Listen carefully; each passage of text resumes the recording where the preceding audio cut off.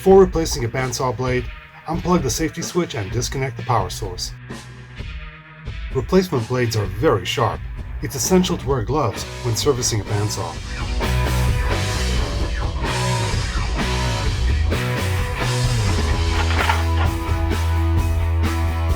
Remove the aluminum table and lower the guide completely using the adjusting knob.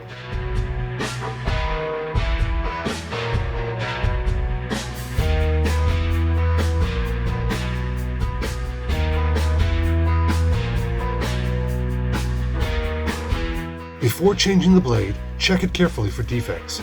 Use a new blade if there's any sign of damage.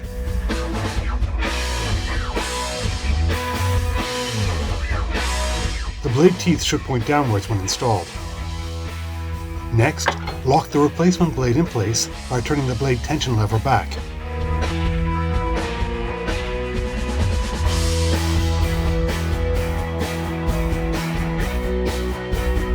Blade tension is adjusted automatically by the bandsaw and shouldn't require any further adjustment. However, if you do decide to fine-tune blade tension, make sure the blade doesn't have any contact with the upper and lower blade guides.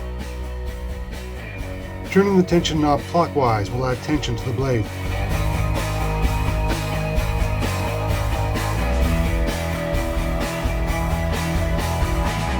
Next, check to see if the blade is centered.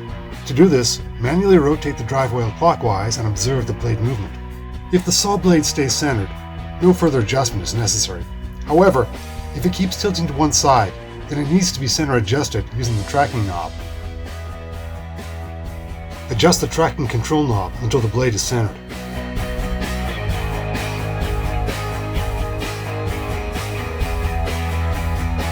With the tension set and the blade centered, next check that the blade has no contact with the upper and lower blade guides.